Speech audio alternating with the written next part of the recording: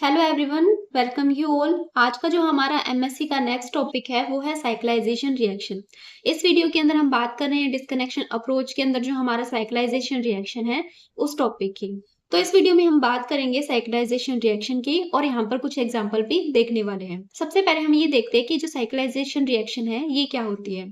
तो ये एक तरीके की रिएक्शन होती है जिसके अंदर आपको ओपन चेन कंपाउंड से साइक्लिक रिंग फॉर्मेशन होते हुए दिखाई देती है। और यहाँ पर ये जो साइक्लिक रिंग होगी वो देखने को मिलेगी 3, 4, 5, 6, 7 और 8 मेंबर रिंग। अगर हम यहाँ पर बात करते हैं मोस्ट स्टेबल साइक्लिक रिंग की, तो वो आपको देखने को मिलेगी 5 और 6 मेंबर रिंग। क्योंकि इन 5 और 6 मेंबर रिंग के अंदर आपको लेस रिंग स्ट्रेन देखने को मिलता है, जिसकी वजह से ये ज्यादा स्टेबल होती है। तो ये बात हुई हमारे साइक्लाइजेशन रिएक्शन की डेफिनेशन की। अब हम बात करते हैं इसके एग्जाम्पल की। तो यहाँ पर आपको एग्जाम्पल दिखाई दे रहा है डियल्स-एल्डर रिएक्शन का। डियल्स-एल्डर रिएक्शन के अंदर हम क्या करते हैं, हम यहाँ पर दो ओपन चेन कंपाउंड लेते हैं जिन्हें हम बोलते हैं डाइइन और डाइनोफाइल। यहाँ पर हम इन ओपन चेन कंपाउंड से सिंथेसिस करने वाले हैं साइक्लिक रिंग का। तो जब हम डाइइन और डाइनोफाइल की डियल्स-एल्डर रिएक्शन शो करते हैं जिसके अंदर हमें 4+2 साइक्लाइजेशन रिएक्शन होते हुए दिखाई देती है वाया साइक्लिक ट्रांजिशन स्टेट, उसके बाद में हमें यहाँ पर 6 मेंबर्ड रिंग का एक कंपाउंड दिखाई देता है जो कि स्टेबल होता है। यहाँ पर हमने जो ओपन चेन कंपाउंड लिया है वो है डाइइन और डाइनोफाइल। अगर मान लीजिए ये जो डाइनोफाइल है इस पर कोई इलेक्ट्रॉन विड्रॉइंग ग्रुप लगा हो और ये जो डाइइन है यहाँ पर अगर इसके साथ में कोई इलेक्ट्रॉन रिलीजिंग ग्रुप लगा हो, तो अगर इस तरीके की कंडीशन होगी तो इस वजह से क्या होगा, जो रेट ऑफ रिएक्शन है वो इंक्रीज हो जाती है। तो अभी हमने बात की डियल्स-एल्डर रिएक्शन के थ्रू साइक्लिक रिंग के फॉर्मेशन की। अब हम देख लेते हैं इसका रेट्रोसिंथेसिस, यानी कि इसके सिंथेसिस का रिवर्स। तो जब हम इस पर्टिकुलर प्रोडक्ट से इन रिएक्टेंट की तरफ जाना हो तो हम कुछ इस तरीके से रिएक्शन को देखेंगे। यहाँ पर हमने लिया है हमारा टारगेट मॉलिक्यूल, इसका हमने क्या करवाया, रेट्रो डियल्स-एल्डर रिएक्शन करवाई है, जिसके बाद में हमें यहाँ पर डाइइन और डाइनोफाइल देखने को मिल जाता है। तो ये है इसकी रेट्रोसिंथेसिस। इस तरीके का एक दूसरा एग्जांपल भी है जिसकी रिएक्शन आपको इस तरीके से देखने को मिलेगी और इसका जो सिंथेसिस होगा वो यहाँ पर लिखा हुआ है। तो ये बात हुई साइक्लाइजेशन रिएक्शन की डेफिनेशन और उसके एग्जाम्पल की।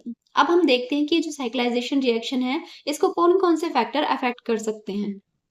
अब हम देखते हैं कि किस तरीके से साइक्लाइजेशन रिएक्शन को डिफरेंट फैक्टर अफेक्ट करते हैं। यहाँ पर क्या होता है, मान लीजिए आपके पास में कोई दो फंक्शनल ग्रुप वाला कंपाउंड है। इस कंपाउंड के अंदर आपको पॉसिबिलिटी मिलेगी कि इसके अंदर इंट्रामोलिकुलर रिएक्शन भी हो सकती है। तो अगर वहां पे इंट्रामोलिकुलर रिएक्शन होगी तो उसे कौन कौन से फैक्टर अफेक्ट करेंगे।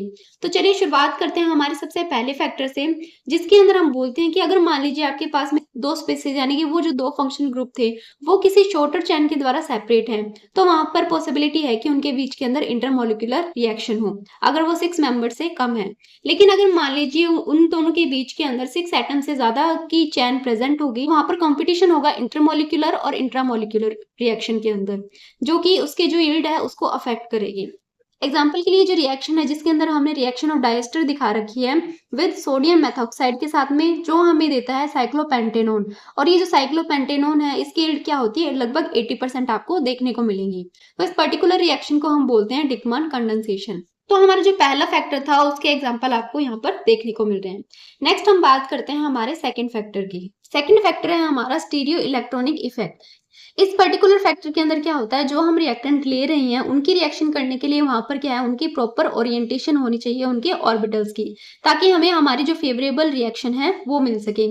अगर वहां पे किसी भी तरीके से ओरिएंटेशन प्रॉपर नहीं होती है तो वो क्या होगी, वो रिएक्शन या तो स्लोली होगी या फिर वो पॉसिबल ही नहीं होगी। इसका मतलब है कि रिएक्टेंट के स्ट्रक्चर के अंदर एक माइन्यूट स्ट्रक्चरल चेंज भी क्या करता है, उस पर्टिकुलर कंपाउंड की रिएक्टिविटी को अफेक्ट करता है। एग्जाम्पल के लिए आप ये दोनों रिएक्शन देखिए, इन दोनों रिएक्शन के अंदर आपको सेम रिएक्टेंट देखने को मिलेगा, सेम यहाँ पर आपको रिएजेंट देखने को मिलेंगे, लेकिन यहाँ पर जब आप प्रोडक्ट को देखोगे तो आपको प्रोडक्ट डिफरेंट दिखाई देंगे। तो यहाँ पर आपको डिफरेंट प्रोडक्ट दिखाई देने का जो रीजन है वो है इसकी स्ट्रक्चर। इस कंपाउंड की स्ट्रक्चर के अंदर आपको छोटा सा स्ट्रक्चरल चेंज देखने को मिलता है, वो है इस पर्टिकुलर बॉन्ड का। और इस पर्टिकुलर बॉन्ड की जो स्ट्रक्चर चेंज होने की वजह से हमें यहाँ पर जो प्रोडक्ट है वो भी चेंज होता हुआ दिखाई देता है। तो आप इस एग्जांपल से समझ सकते हैं कि प्रॉपर ओरिएंटेशन हमारी जो रिएक्शन है, जो कि हमें डिजायर रिएक्शन चाहिए, उसके लिए कितना जरूरी है। नेक्स्ट हमारा जो फैक्टर आता है वो है रिंग स्ट्रेन। अब इस पर्टिकुलर फैक्टर के अंदर रिंग साइज जितना छोटा होगा उतना ही उसके अंदर रिंग स्ट्रेन पाया जाएगा। जितना ज्यादा रिंग स्ट्रेन होगा वो जो रिंग है उतनी ही लेस स्टेबल होगी और मोर रिएक्टिव होगी। तो यहाँ से हमें क्या पता लगा कि जो रिंग का साइज छोटा होगा तो उसके अंदर उतना ज्यादा रिंग स्ट्रेन होगा, और जितना ज्यादा रिंग स्ट्रेन होगा वो जो रिंग है उतनी ही अनस्टेबल होगी, और जितनी कम अनस्टेबल होगी वो उतनी ज्यादा रिएक्टिव होगी। तो इसी वजह से हम कह सकते हैं कि जो 3 और 4 मेंबर्ड रिंग होती है वो लेस स्टेबल होती है 5 और 6 मेंबर्ड रिंग से।